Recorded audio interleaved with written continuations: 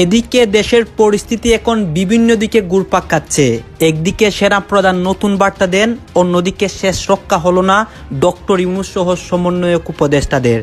সেনাপ্রধান এখন কি করবেন? দেশের এই অবস্থায় বিএনপি এবং আওয়ামী লীগ দল মাঠে নামার সুযোগ পায়। বাংলাদেশে ইউনূসের খেলা কি শেষ? আর কিছুক্ষণের মধ্যে বাংলাদেশের সেনা অভ্যুত্থান, অন্তত সেই দিকেই ইঙ্গিত দিতে চলেছে বর্তমান বাংলাদেশের পরিস্থিতি। দিকে দিকে বাংলাদেশের মানুষ সেনাবাহিনীর হাতেই ক্ষমতা চাইছে। প্রধান উপদেষ্টা ইউনূস বাংলাদেশ ছেড়ে চলে গিয়েছেন, ক্ষমতা গ্রহণ করেছে সেনাবাহিনী। আসিফ নজরুল এখন কোথায়? কাউকেই দেশ ছাড়তে দেয়া হবে না। মধ্যরাতে পালিয়ে গেছে সমন্বয়করা, এমনকি উপদেষ্টা আসিফ নজরুল ও আসিফ মাহমুদও নেই। তারাও পালিয়ে গেছেন। সার্জিস পালিয়ে গেছেন ব্যাংকক, আর আসিফ মাহমুদ পালিয়েছেন দুবাই। তবে এখনো কুমিল্লায় অবস্থান করছেন হাসনাত আব্দুল। পালানো কি শুরু হয়ে গেছে, একে একে সবাই লাইন ধরতেছে দেশ ছাড়ার জন্য। কারণ এদেরকে তো দেশ ছাড়তেই হবে, কারণ এরা যদি সঠিক সময় আপনার বৈধভাবে যদি এক্সিট না নিতে পারে, কারণ এদেরকে তো ইন্ডিয়াও মনে করেন জায়গা দিবে না, এদের পাকিস্তানেও এদের জায়গা হবে না, তাহলে এদের জায়গা হবে কোথায়? কোথায় হবে? অতএব অন্তর্বর্তীকালে সরকার ক্ষমতায় থাকা অবস্থায় এরা কি দুবাইতে, এক একজন আপনার ব্যাংককে। গতকালকে থেকে ফেসবুকে বা দেশ জুড়ে বিএনপি বনাম সমন্বয়ক একটা অবস্থান চলছে। নাহিদ ইসলাম বলছিলেন যে ১/১১ সরকারের একটা ইঙ্গিত তিনি পাচ্ছেন। ইভেন এই সরকার পতনের পরও এখানে একটা সামরিক শাসনের ওয়ান কাইন্ড অফ পরিকল্পনা কারো ছিল, বাট ছাত্ররা সেটাকে মেনে নেয় নাই। ইতিমধ্যে কয়েকজন উপদেষ্টাও আমরা শুনতে পাচ্ছি যে তারা বাংলাদেশ থেকে পালিয়ে গেছে ব্যাংককে। এখানে প্রায় 4 জনের নাম বলা হয়েছে। যে শেখ হাসিনার কথাই অবশেষে সত্যি হলো, শেখ হাসিনা যা বলছিল তাই সঠিক ছিল। এবার বড় পরিবর্তন আসতে যাচ্ছে বাংলাদেশের শাসন ব্যবস্থায়, যা অতীতের 12টি সংসদ নির্বাচনের শাসন আমলের চেয়ে ভিন্ন হবে। সেনা প্রধান জেনারেল ওয়াকারুজ্জামান হঠাৎ করে সেনাবাহিনীকে প্রস্তুত থাকার কথা বললেন। কি কারণে হঠাৎ করে সেনাবাহিনীকে প্রস্তুত থাকার জন্য, রাষ্ট্রের জন্য জীবন দিতেও প্রস্তুত যেন থাকে, এই কথাটা হঠাৎ করে কেন বললেন? প্রিয় দর্শক, সেই কথাটা নিয়ে আমার। আসসালামু আলাইকুম রহমতুল্লাহ। সবাই কেমন আছেন? আশা করি সবাই অনেক অনেক ভালো এবং সুস্থ আছেন। সবাইকে স্বাগতম জানাচ্ছি আমাদের আরেক নতুন ভিডিওতে। প্রতিদিনের মতো আমি আপনার সৈয়দ ফারুকী। দর্শক, আজকের ভিডিও টাইটেল এবং থাম্বনেল দেখে ইতিমধ্যে বুঝতে পেরেছেন কি বিষয়টা নিয়ে কথা বলবো।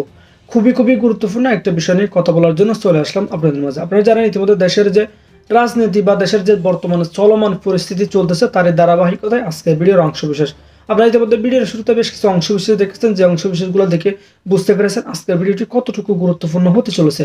তাই সবাইকে আমি অনুরোধ করবো, সবাই এক মুহূর্ত না টেনে আজকের ভিডিওটি ধৈর্য সহকারে দেখে আপনার মতামত কমেন্টে জানাবেন। দর্শক, আর বেশি কথা বলাচ্ছি না, আমরা একটা ভিডিও ফুটেজের মাধ্যমে বিস্তারিত দেখে আসবো। তার আগে আপনাদের ছোট্ট একটি অনুরোধ জানিয়ে রাখতে চাই, যারা আমাদের এই চ্যানেলটিতে এখন নতুন আছেন, প্লিজ দয়া করে আমাদের চ্যানেল সাবস্ক্রাইব করে আমাদের চ্যানেলে একজন সদস্য হয়ে যান। ধন্যবাদ সবাইকে। আর বেশি কথা বলেছেন, আমরা একটা ভিডিও ফুটেজের মাধ্যমে একটু বিস্তারিত দেখে আসবো। জমাচ্ছে উল্টো দিকে আরেকটি কথা, সেটি হচ্ছে একটা কথা কিন্তু আপনার মোটামুটি 1 মাস আগে কিন্তু শোনা গেছে যে আপনার এই অন্তর্বর্তীকালে সরকারের যে উপদেষ্টা কিংবা সমন্বয়কারীরা আছে, এরা হুন্ডির মাধ্যমে আপনার দুবাইতে কি টাকা পাচার করতেছে। এখন এই গুঞ্জনটাকে যারা নাকি মিথ্যা বলছে, ভুয়া বলছে এবং আওয়ামী লীগের গুজববাজ বলছে, আমি তাদের উদ্দেশ্যে বলতে চাই যে এখন দুবাইতে যে আসিফ মাহমুদ তিনি যে পালিয়ে গেলেন, তাহলে কি হুন্ডির মাধ্যমে তারা যে কোটি টাকা যে পাচার করছে, এটা কি বর্তমান বৈধ হলো না? পাশে কথাটা কি প্রমাণ মিলল না? আমার প্রশ্ন আপনাদের কাছে সহজ একটি সমীকরণ। এরা দুবাইতে যে হুন্ডির মাধ্যমে কোনো ফ্রেন্ড সার্কেলে কিংবা আপনার তৃতীয় কোনো লিঙ্কের মাধ্যমে তারা যে টাকাগুলা দুবাইতে পাচার করে, এখন কিন্তু সেটা কিন্তু প্রকাশ্যে এসে গেল। কারণ তারা কিন্তু দুবাইতে কিন্তু পাড়ি জমানো। আজকে দেখা গেছে উপদেষ্টা আসিফ মাহমুদকে, কালকে দেখা যাবে উপদেষ্টা নাহিদকে, এবং পরশুদিন দেখা যাবে সার্জিস কিংবা হাসনাতকে। এটাই কিন্তু বর্তমান মিলে যাচ্ছে সমীকরণ। এখন আরেকটি কথা হচ্ছে, এদেরকে কেন আপনার পালানো দেওয়া হলো? মানে এদের তো বাংলার মাটিতে তো বিচার করতে হবে। আপনার জুলাই মাসে কিংবা আগস্ট মাসে যে পরিমাণ মব জাস্টিস এবং পুলিশ গণহত্যা এদের হাত ধরে হয়েছে, মব ক্লিন হয়েছে, এদেরকে তো শক্ত হাতে বিচার করতেই হবে। মানে বাংলাদেশের আইন মোতাবেক বিচার করতে হবে না? কারণ এরা তো গোটা বাঙালি জাতির সাথে এরা মনে করেন বেইমানি করছে, গোটা বাঙালির জাতির সাথে এরা বেইমানি করছে। আপনারা ভিডিওটা কিন্তু শুনছেন যে ব্যাকগ্রাউন্ডে যে ভাইটা নাকি দুবাইয়ের প্রবাসী, তিনি ভিডিওটা মানে যখন নাকি করতেছিল লাইভ, তিনি কিন্তু বলছে যে চোর আপনার উপদেষ্টা আসিফ তিনি পালিয়ে আসলেন। তিনি কি পালিয়ে আসলেন? তিনি কিন্তু আস্তে আস্তে কথা বলেনি। অতএব তিনি যখন ভিডিওটা করে, তিনি লাইভে কথা বলতেছিলেন, মানে তার আশেপাশে অনেক মানুষজন আছে, অতএব তিনি তার মিথ্যা কথা বলতে পারবেন না। আর দুবাইতে তারা যে হুন্ডির মাধ্যমে যে তারা যে মনে করেন টাকাটা যে মনে করেন পাচার করে, এটাও কিন্তু সত্যি প্রমাণিত হলো, তাই নয় কি? সমস্ত সমীকরণ কিন্তু এই কথাটাই কিন্তু বলে, কিংবা এই ইঙ্গিত কিন্তু দিচ্ছে। অন্যদিকে ডোনাল্ড ট্রাম্প যখন নাকি ক্ষমতায় বসে, ঠিক তারপর থেকেই অন্তর্বর্তীকালে সরকার কিংবা সেনাবাহিনীর ভিতরে কিন্তু একটা আপনার দূরত্ব কিন্তু সৃষ্টি হয়, বা একটা আপনার দ্বিধাদ্বন্দ্বতা কিন্তু শুরু হয়। এটাই হচ্ছে মেইন কারণ। উল্টো দিকে শেখ হাসিনার নামে কিংবা ছাত্রলীগের নামে যে সমস্ত আপনার ট্রাইব্যুনালে, আন্তর্জাতিক ট্রাইব্যুনালে যে সমস্ত মামলা করা হয়, সেগুলো কিন্তু দেখার বিষয় যে সেগুলা আদেও আপনার শেখ হাসিনা কিংবা ছাত্রলীগ কিংবা আওয়ামী লীগ তারা যুক্ত আছে কিংবা কিংবা জাতীয় পার্টি এর সাথে জড়িত আছে কিনা, এটাও কিন্তু তদন্ত করে দেখা হবে। আর সার্জিস হাসনাত এরা যাতে দেশ থেকে পালাতে না পারে, এদেরকে পালাতে দেওয়া যাবে না। আজকে আপনার মাহফুজ আর হচ্ছে উপদেষ্টা আসিফ মাহমুদ তারা পালিয়ে গেল, পরশুদিন যাতে এই আপনার নাহিদ, সার্জিস, হাসনাত, হান্নাত কিংবা আপনার রাফির মতো যে সমস্ত সমন্বয়কারীরা আছে, এরা যাতে মনে করেন সেফ এক্সিট বাংলাদেশ থেকে না নিতে পারে, এই দিকে কিন্তু আপনাদের খেয়াল রাখতে হবে। দর্শক বন্ধুরা, সর্বশেষ আমি আরো একটি কথা বলতে চাই, সেটি হচ্ছে যে আওয়ামী লীগের সুদিন আসতেছে, কারণ আওয়ামী লীগ, বিএনপি এরা হচ্ছে স্বাধীনতার দল। এই স্বাধীনতার দলকে কেউ উপড়ে ফেলতে পারবে না। আপনার ৭২-এর সংবিধান কেউ মুছে ফেলতে পারবে না ইনশাআল্লাহ। সেনা প্রধান জেনারেল ওয়াকারুজ্জামান হঠাৎ করে সেনাবাহিনীকে প্রস্তুত থাকার কথা বললেন। কি কারণে হঠাৎ করে সেনাবাহিনীকে প্রস্তুত থাকার জন্য, রাষ্ট্রের জন্য জীবন দিতেও প্রস্তুত যেন থাকে, এই কথাটা হঠাৎ করে কেন বললেন? প্রিয় দর্শক, সেই কথাটা নিয়ে আমার বিশ্লেষণ। প্রিয় দর্শক, পার্শ্ববর্তী দেশ যেভাবে হইচই করছে ভোটার দিয়ে, বিভিন্ন জায়গা দিয়ে বাংলাদেশকে সুকুনের মতো ছিঁড়ে খাওয়ার জন্য জেনারেল ওয়াকারুজ্জামান বাংলাদেশের একজন, আমি মনে করি, গর্বিত সন্তান। আপনারা বারবার তাকে ফিরত যাবেন না। শেখ হাসিনার আত্মীয় ফুফাতো বোন বিয়ে করেছে, সেই অপরাধে সে অপরাধী হয়ে গিয়েছে। এরকম বহু আত্মীয় স্বজন, বিএনপি নেতাদের সাথে আওয়ামী লীগ নেতাদের আত্মীয়তা আছে, জামাত নেতাদের সাথে আওয়ামী লীগের নেতাদের আত্মীয়তা আছে, জাতীয় পার্টির সাথে জামাতের আত্মীয়তা আছে। এরকম খুঁজতে গেলে বাংলাদেশের 18 কোটি মানুষ একে অপরের কারো না কারো কেউ আত্মীয়। সেই আত্মীয়তা দিয়ে রাজনীতি হয় না, দেশ পরিচালনা করা হয় না। আত্মীয়তা দেখে বাংলাদেশের স্বাধীনতার পিছনে এই 24 সালে জেনারেল ওয়াকারুজ্জামান চাইলে রাষ্ট্র ক্ষমতা দখল দিতে পারতেন। 5ই আগস্ট আমরাও তাকে স্বাগতই জানাতাম, সেদিন আমরা তার বিরোধিতাও করতাম না, কারণ আমাদের মাইন্ড ছিল একটাই, যে স্বৈরাচার শেখ হাসিনা, তোকে আমরা চাই না, তোর পরিবর্তে যে কেউ রাষ্ট্র ক্ষমতা নোক, এতে আমাদের আপত্তি নাই। এটা ছিল আমাদের আন্দোলনের ভাষা।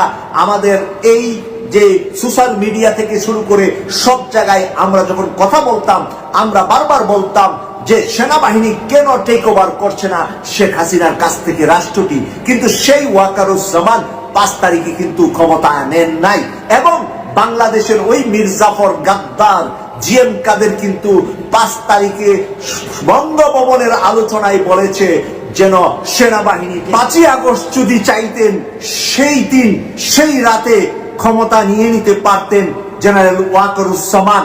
আর ওই জাতীয় পার্টির কুলাঙ্গার জিএম কাদের যেরকম জেনারেল ওয়াকারুজ্জামানকে 5 তারিখ রাতে বলেছিলেন যে উনি যেন ক্ষমতা টেক ওভার করে, উনি যেন বাংলাদেশে সামরিক শাসন জারি করে সেনাবাহিনী যেন ক্ষমতায় নেয়।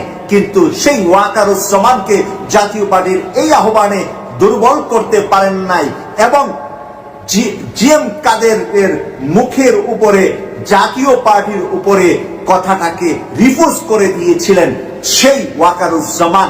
আজকে ওয়াকারুজ্জামান যদি বলে বাংলাদেশকে, বাংলাদেশের সেনাবাহিনীকে, প্রতিরক্ষা বাহিনীকে, বাংলাদেশের প্রতিটা বাহিনীকে নিজের জন্মভূমির জন্য জীবন দিতে যেন প্রস্তুত হয়ে থাকতে, তাহলে বুঝতে হবে আমাদের উপরে কি ষড়যন্ত্র চলছে আশেপাশের দেশ থেকে, আশেপাশের কাছ থেকে।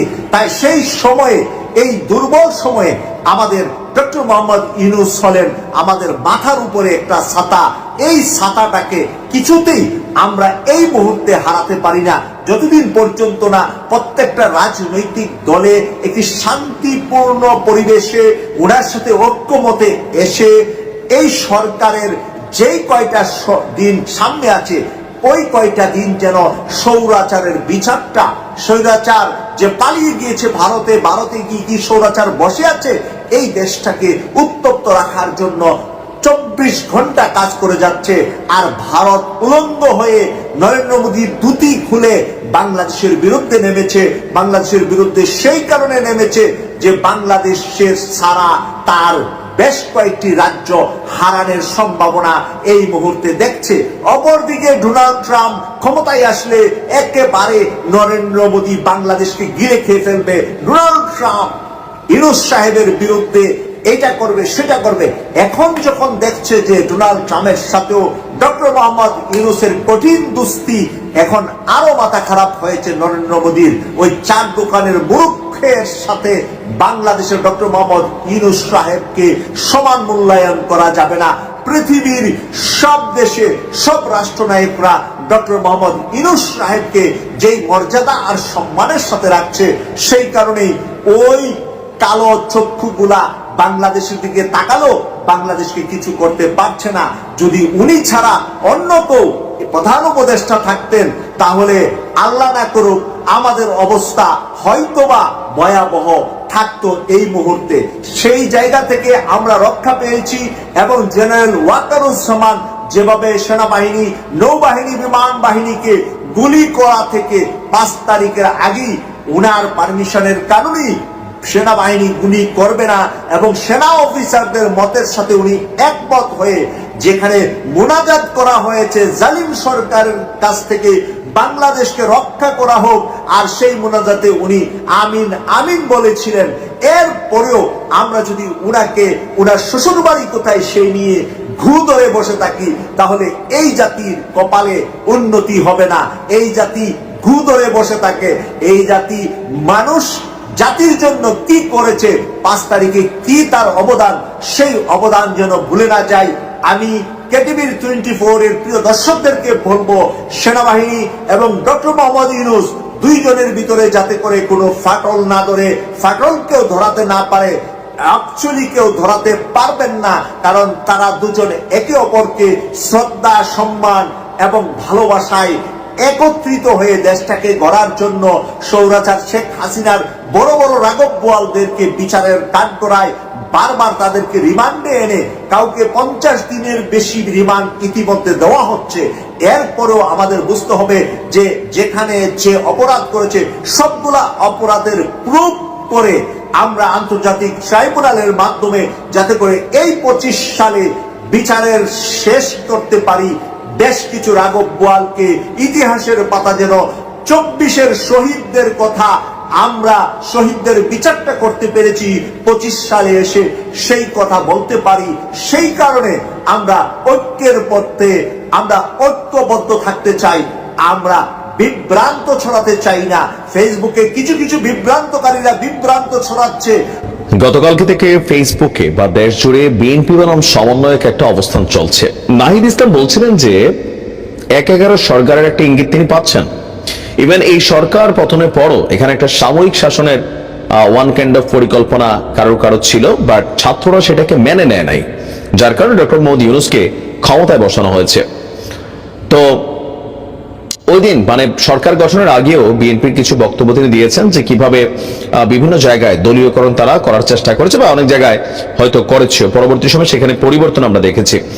তো এরপরই সেনাপ্রধান নিয়ে বরাবরই বেগম খালেদা জিয়ার সাথে সর্বশেষ তিনি বাংলাদেশ ত্যাগ করার আগে ওনার একটা সর্বশেষ সাক্ষাৎ ছিল, যেটাকে অনেকেই একটা ইঙ্গিত ভাবছিলেন যে বিএনপির সাথে সেনাপ্রধান একটা পজিটিভ সম্পর্ক তৈরির চেষ্টা, মানে নানান ধরনের বক্তব্য আছে। তার মাঝখানে গতকালকে থেকে যখন 1/11 সরকারের আলোচনা হচ্ছে, অন্তর্বর্তী সরকারের প্রশ্নটা আবার সামনে আসছে, ওই মুহূর্তে সেনাপ্রধান একটা আহ্বান জানিয়েছেন, তিনি বক্তব্য দিয়েছেন এটাকে দুইভাবেই নেওয়া যায়।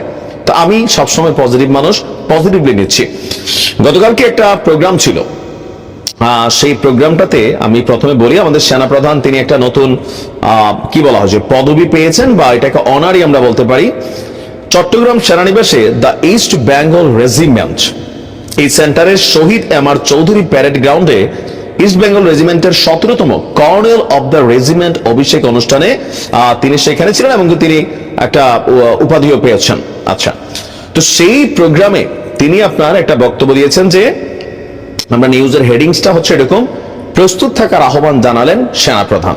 কিসের জন্য? যে কোনো পরিস্থিতিকে মোকাবেলা করার জন্য, হতে পারে দেশি অথবা বিদেশি। বলছেন দেশের স্বার্থে যে কোনো ত্যাগ স্বীকার করতে প্রস্তুত থাকতে হবে সেনাবাহিনীর সব সদস্যদেরকে।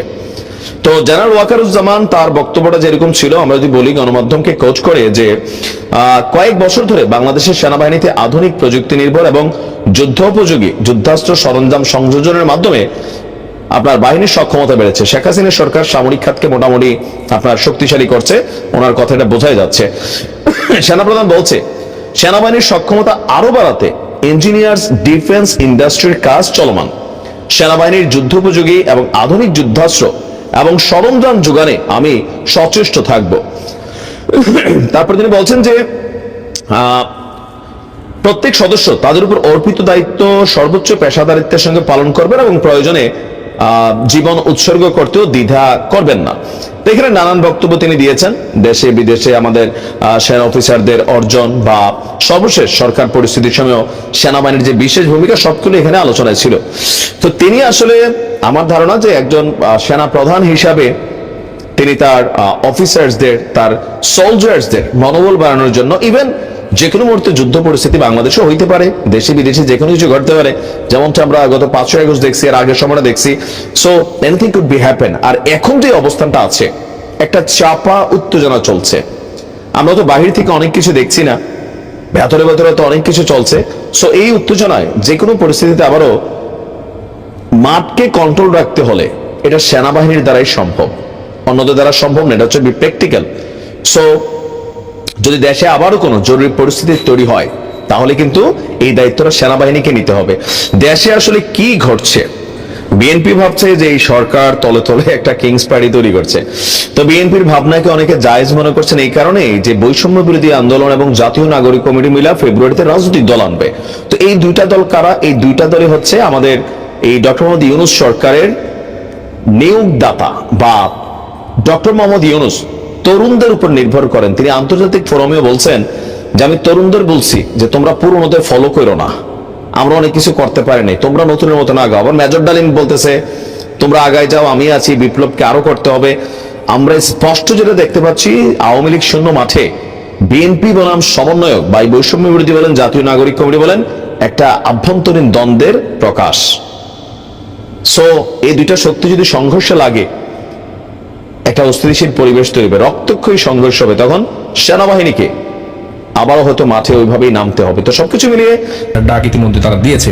এখন প্রশ্ন হচ্ছে যে ইতিমধ্যে কয়েকজন উপদেষ্টাও আমরা শুনতে পাচ্ছি যে তারা বাংলাদেশ থেকে পালিয়ে গেছে ব্যাংককে। এখানে প্রায় 4 জনের নাম বলা হয়েছে।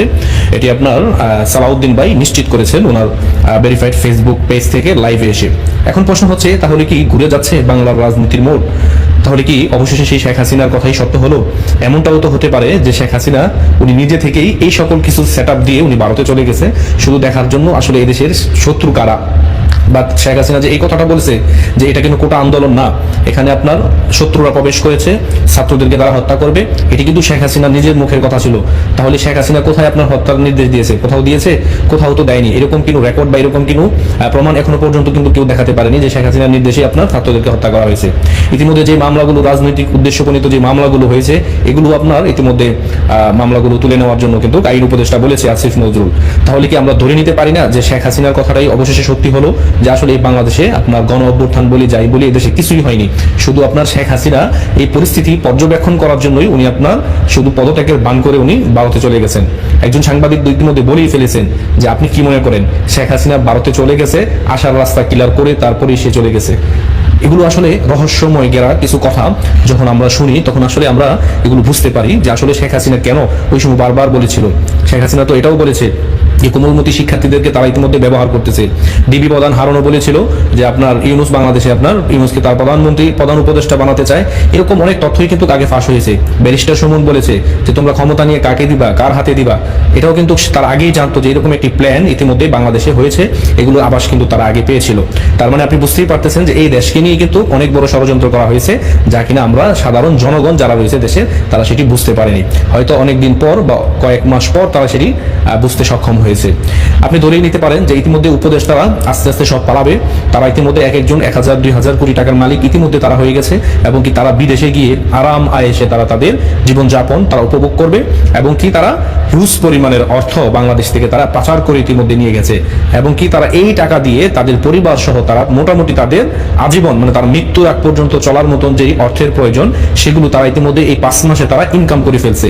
এখন যদি তারা বিশ্বের উন্নত যে কান্ট্রিগুলো রয়েছে সেখানে গিয়ে কিন্তু তারা স্থায়ীভাবে বসবাস করতে পারবে, কিন্তু দিন শেষে কারা আপনারই হবে?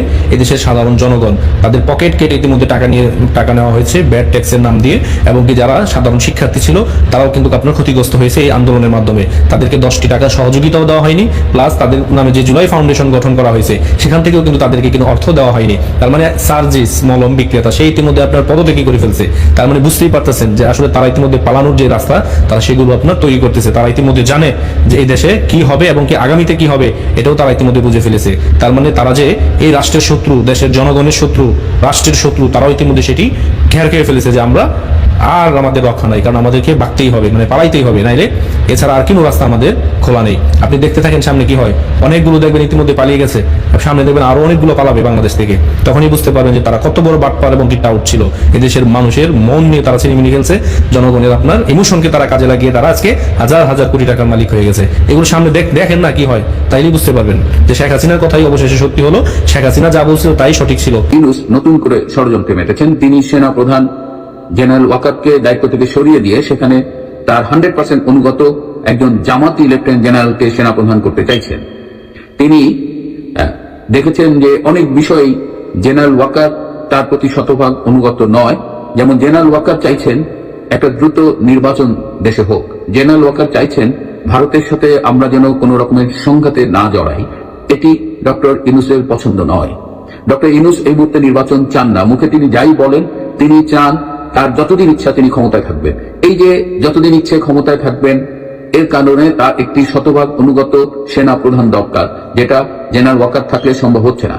এই জন্য তিনি সেনাবাহিনীর quarter master general lieutenant general Mohammad Faizur Rahman তাকে সেনাপ্রধান করতে চাইছেন। কে এই ফয়জুর রহমান? এই ফয়জুর রহমানের শ্বশুর হলো জামাতের সক্রিয় নেতা, এবং ফয়জুর রহমান নিজেও জামাতপন্থী। কেন তাকে সেনাবাহিনীতে এই মেজর জেনারেল লেফটেন্যান্ট জেনারেল হতে দেওয়ার সুযোগ দেওয়া হয়েছিল, এবং সে মেজর জেনারেল হয়েছিল শেখ হাসিনা সরকারের আমলেই। সেটি অনুসন্ধান করতে গিয়ে আমরা দেখেছি যে সাবেক সেনা প্রধানের বিভিন্ন কর্মক্ষেত্রে দায়িত্ব পালন করেছিল এই ফয়জুর রহমান। সুতরাং সাবেক সেনা প্রধান অনেকটা দায়িত্ব নিয়ে সেই সময়ে সরকারের সিদ্ধান্তের বাইরে গিয়ে এই ফয়েজকে মেজর জেনারেল করেছিল, এবং আজকে তার ফল ভোগ করতে হচ্ছে সারা দেশবাসীকে। ইউনূস তার এই ষড়যন্ত্র বাস্তবায়ন করার জন্য আইএসআই এর 4 জন উচ্চ পদস্থ কর্মকর্তাকে বাংলাদেশে এনেছেন।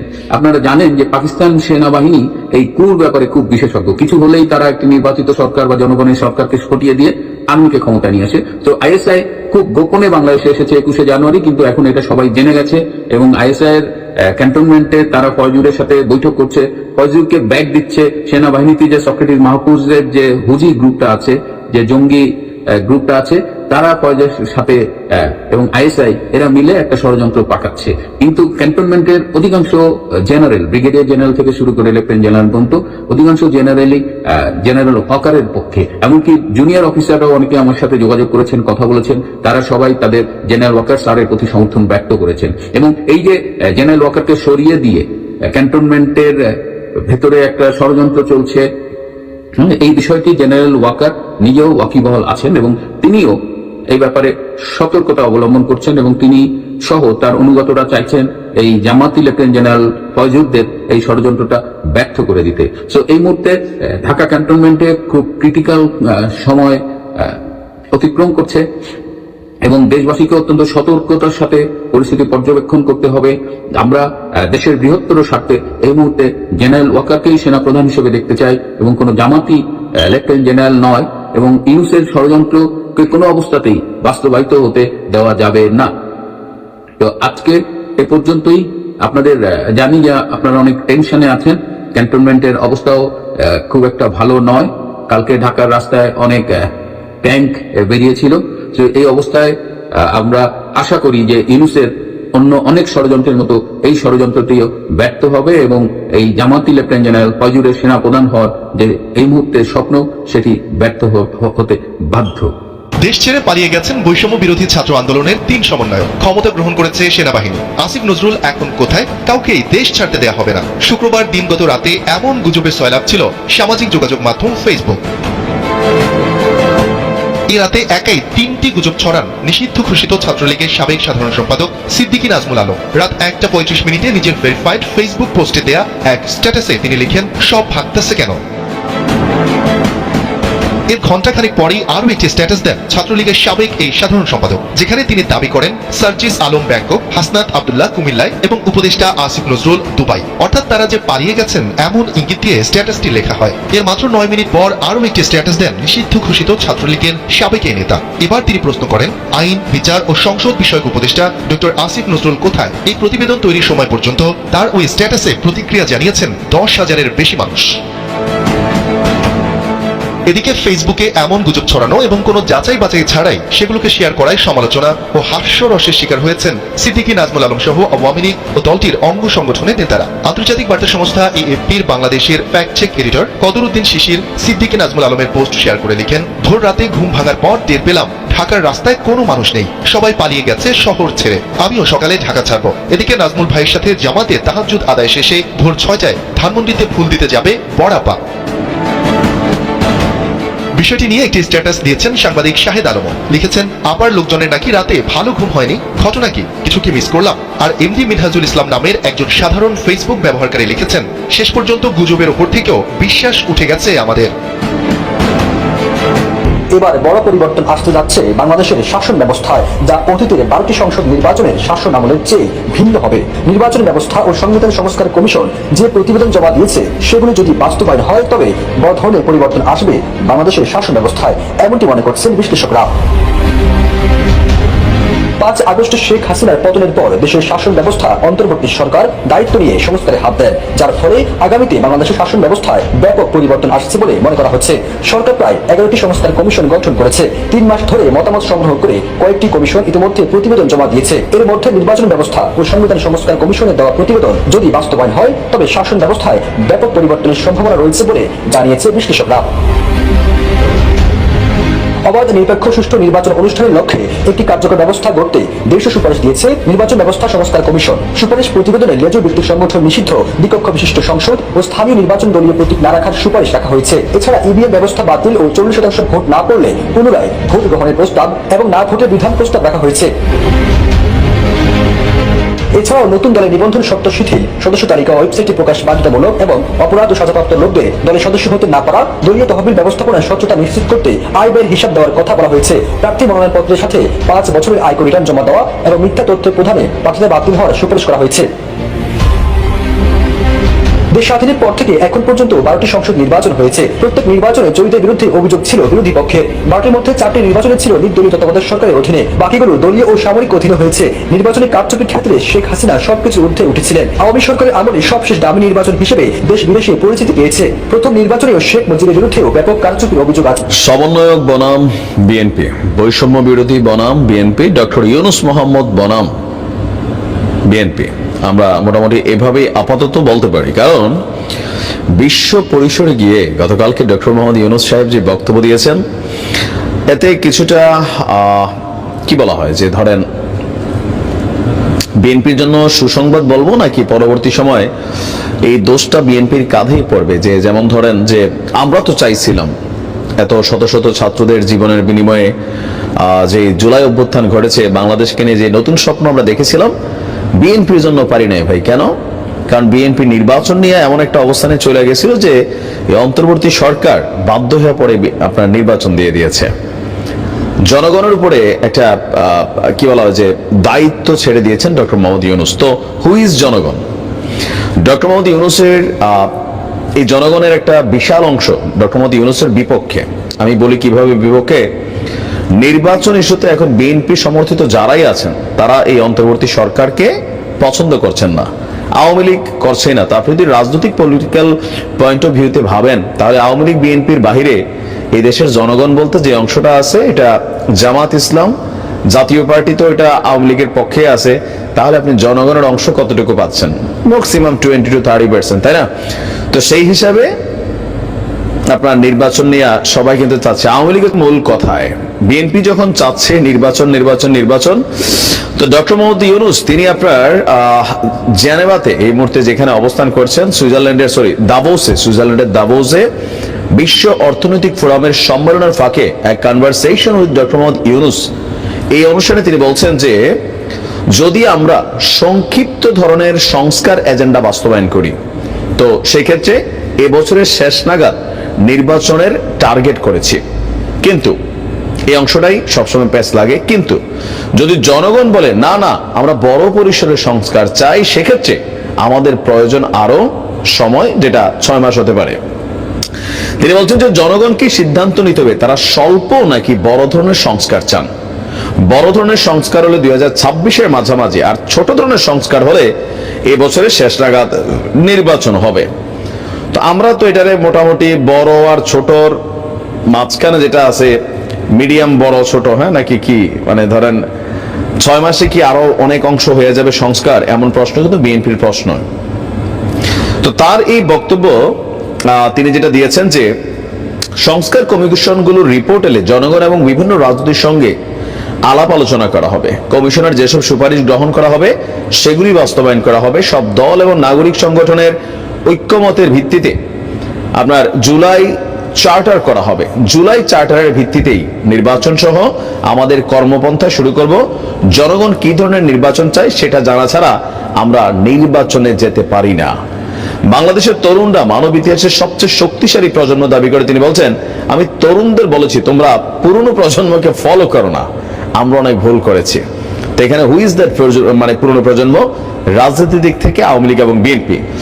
তো ভোটারের বয়সটাও তিনি আপনার 16 হওয়া উচিত তিনি মনে করছেন, আর 16তে ম্যাচিউরিটি নাকি চলে আসে, তিনি বলছেন যে 16তে হবে। এখন 16তে করলে বৈষম্য বিরোধী ছাত্র আন্দোলন যদি কোনো রাজনৈতিক দল করে, যদি না এখন তারা করবে, ফেব্রুয়ারিতে মাঠে নামতে যাচ্ছে, 21 এমপি হওয়ার সুযোগ দেওয়া হয়েছে, সো সেই ক্ষেত্রে একটা বড় ধরনের ভোট ব্যাংক বৈষম্য বিরোধীদের জন্য তৈরি হবে। আবার বিপরীতে এটার একটা অ্যাডভান্টেজ বিএনপি বা জামাত ইসলাম সহ যারা আছেন তারাও পাবেন। এখন মোট কথা হচ্ছে ডক্টর ইউনূসের এই সিদ্ধান্তটা বোঝাই যায় যে অনেকটা ক্ষোভের উপরে, কেননা তিনি ক্ষমতায় বসার পরে বলছিলেন যে 53 বছরের ইতিহাসে একটা নতুন সুযোগ আসছে, এই সুযোগ যদি মিস হয়ে যায়, হাতছাড়া হয়ে যায়, তাহলে বাংলাদেশকে আর কখনোই সংস্কার করা সম্ভব হবে না। কারণ ডক্টর ইউনূস যে পরিমাণ জনসমর্থন পেয়েছিলেন একদম বিগিনিং লেভেলে, সেটা আস্তে আস্তে কিন্তু হারাই যাচ্ছে। ইউনূস সাহেবের হারানোর মেইন রিজন হচ্ছে আপনার এই মুহূর্তে সরকারের পলিসিগত অনেক জায়গাতে অনেক ঝামেলা আছে, দ্রব্যমূল্যের দাম বাড়ছে, ভ্যাট ট্যাক্সের ইস্যু চলে আসছে, অনেক কলকারখানা বন্ধ হয়ে গেছে, আইন শৃঙ্খলা বাহিনীর চরম অবনতি আছে বিভিন্ন জায়গায়। আবার যেই শক্তিটা একত্রিত করেছিল সারা বাংলাদেশকে আওয়ামী লীগের বিপরীতে, সেই শক্তিটা নিজেরাই একে অন্যকে মারে, একে অন্যের বিরুদ্ধে মামলার অবস্থান নিচ্ছে, তারপর হচ্ছে কমিটি নিয়ে দৌড়াদৌড়ি হচ্ছে, আবার মানে নানান ধরনের মোটামুটি আমরা দেখছি যে সর্বঙ্গে একটা ব্যথা টাইপের অবস্থান তৈরি হয়ে গেছে। তো ডক্টর মোহাম্মদ ইউনূসের এই সিদ্ধান্ত নেটিজেনরা ভাবছেন যে তিনি আসলে ক্ষোভে রাগে, যদিও তিনি খুব বেশি কথা বলেন না, কারণ তাকে নিয়ে যে যত সমালোচনা করুক তিনি অনেকটা নীরব থাকেন। তো তার এই সিদ্ধান্তটা আসলে তার মন খুশি হওয়া যে সিদ্ধান্ত, যে না আমরা বসাইছিল জনগণ, তো আমি মন মতো বাংলাদেশটা আগায় নিতে পারছি বা সংস্কার করছি যেন আগামী প্রজন্ম আমাকে মনে রাখে। বিষয়টা কিন্তু এরকম হবে না যদি এখন নির্বাচনের ইস্যুটা আসে। আর নির্বাচনের ইস্যুটার পিছনে বিএনপি কি সবচেয়ে বড় ওয়ান কাইন্ড অফ একটা অবস্থানে নিয়ে যাচ্ছে, বা বিএনপি অবস্থাটা সামনে আসছে যে কি বলা যায় যে ধরেন দ্রুত নির্বাচন, এটা শুধুমাত্র বিএনপির এই মুহূর্তে চাওয়া। জামাত কৌশলী ভূমিকায় হাঁটছে। তো দর্শক, এই বিষয়টি আপনার মতামত দ্রুত কমেন্টে জানিয়ে ফেলেন। আর যারা আমাদের চ্যানেলটিতে এখন নতুন আছেন, প্লিজ দয়া করে আমাদের চ্যানেল সাবস্ক্রাইব করে সাথে থাকবেন। যারা ইতিমধ্যে সাবস্ক্রাইব করেছেন তাদেরকে অসংখ্য ধন্যবাদ। যারা সাবস্ক্রাইব করবেন না তাদের উদ্দেশ্যে একটি কথা বলবো, আমাদের চ্যানেলের সাথে থাকুন, দেখতে ভালো লাগবে ভালোবাসা হয়ে যাবেন ইনশাআল্লাহ। ভালো এবং সুস্থ থাকবেন। আল্লাহ হাফিজ।